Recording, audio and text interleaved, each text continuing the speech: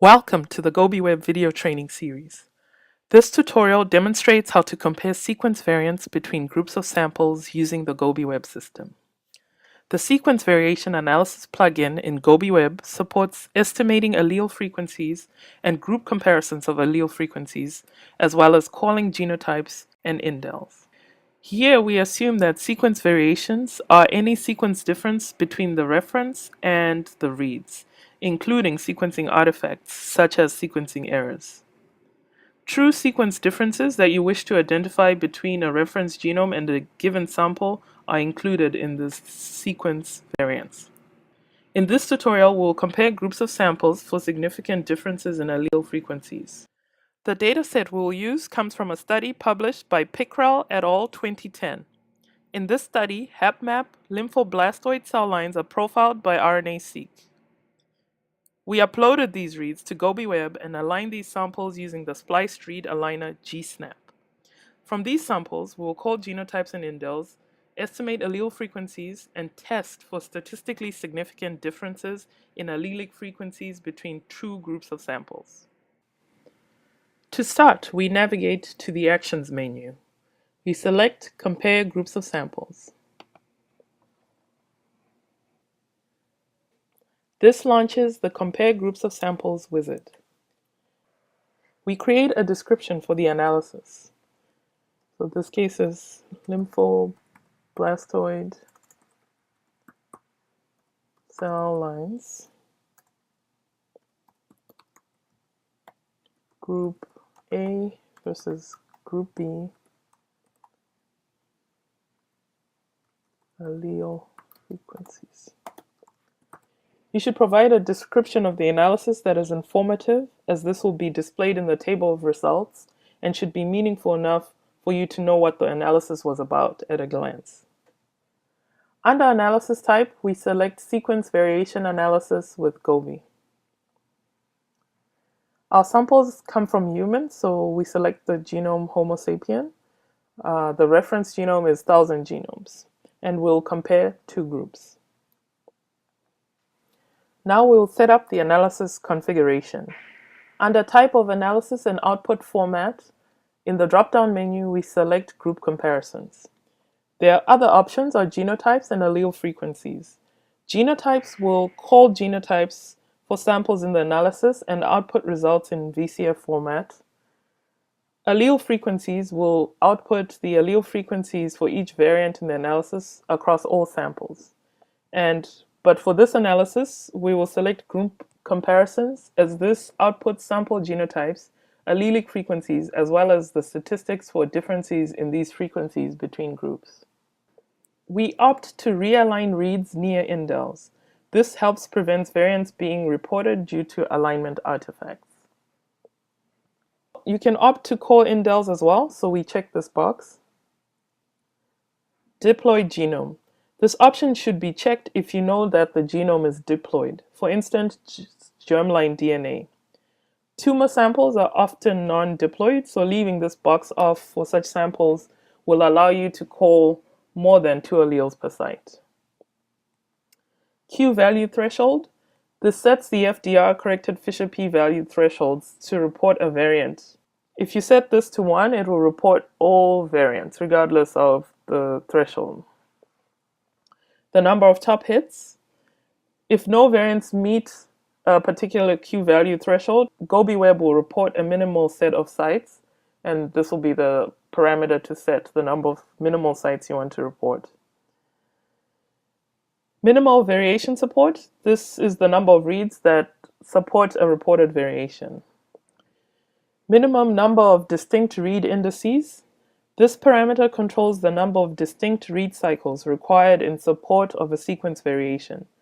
For instance, a value of 3 will report sequence variations only when more than 3 distinct bases at distinct read positions support the variation.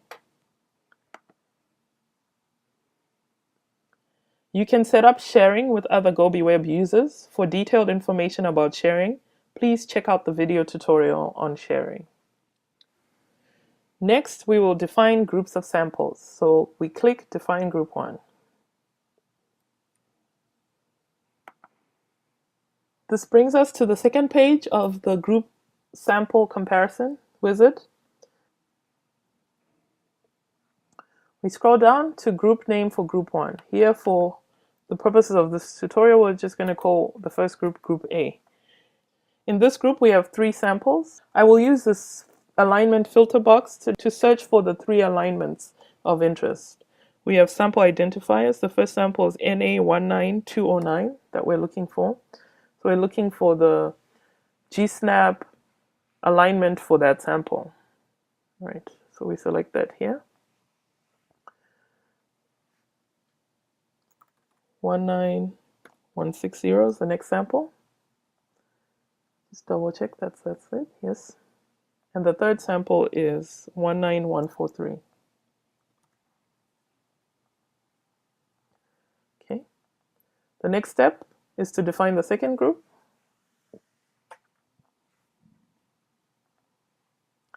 We'll call that group B. And this has sample NA19130.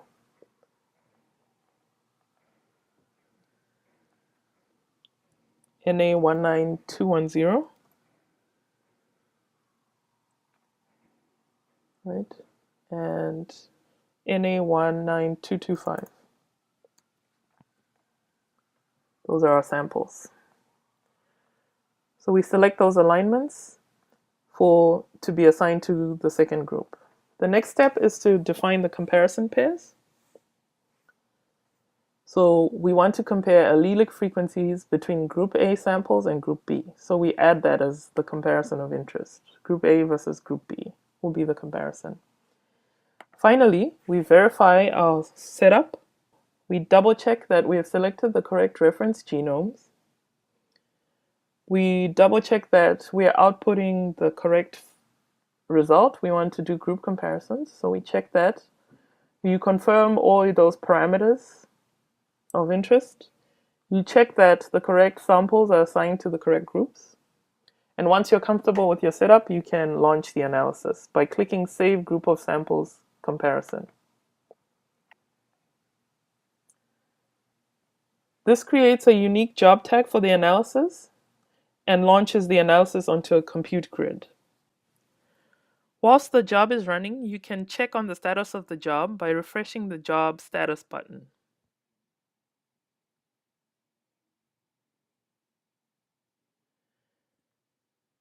The status changes are dynamically updated in the status history at the bottom of the page. You can also log out and check back at a later time to see what is happening with the job. To do this, you navigate to Browse and to the type of analysis you're running, Sequence Variation Analysis. This shows you a table with the jobs, the different types of jobs and their current status. You see here this job is currently running. And once the job is being completed, the job status column will indicate that, and you'll be able to look at the result. If you click on the job description, this will bring you back to the analysis page for that job and ultimately to where the results will be. Once the job is complete, the results of the analysis are available in VCF format at the bottom of the job page. You can download the results of the analysis for parsing using other methods such as VCF tools, or you can visualize the results by uploading this VCF file to the Integrative Genomics Viewer IGV. In GobiWeb, you are also able to browse the VCF file in a tabular format. We navigate to Browse Table of Statistics. This pulls up the results table. In this table, each row represents a single genomic site, and the columns represent various data about that genomic location.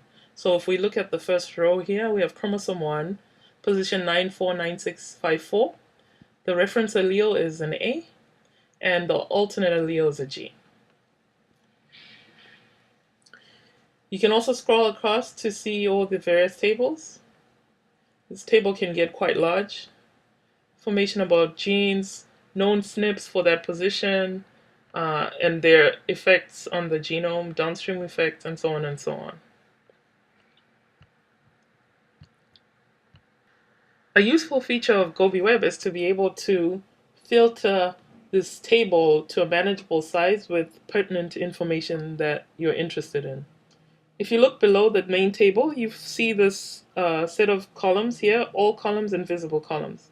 You're able to scroll down and see all the available columns for the table, and then assign them to the visible columns list to decide which subset to display. So for example, you can remove all columns from visible, click show or hide columns. This gets rid of the table up there because you've removed all the visible columns. So you can then repopulate the table with the columns of interest. So here, let's say I wanted to put the chromosome position and the reference and alternate allele, and possibly allele frequencies for group A, see, and group B, and maybe the Fisher's exact test for the difference. Okay, and then select show or hide. So here for that first position, you see here allele counts for group A, 3 A's, 3 G's. Allele counts for group B. If you scroll across, then you have the Fisher p-value for the comparison between group A and group B. That comparison is not significant. The corrected Fisher p-value is 1. You can sort the columns by that value, by different values. You can limit your table to a particular chromosome. Let's say we wanted only chromosome 2. That would dynamically filter the table. You can download all the sequence variants that are found in on chromosome 2. You can download the filtered table as a TSV file for further analysis with other programs. This concludes our tutorial on sequence variation analysis. For more information, please visit our website at gobiweb.companionlab.org.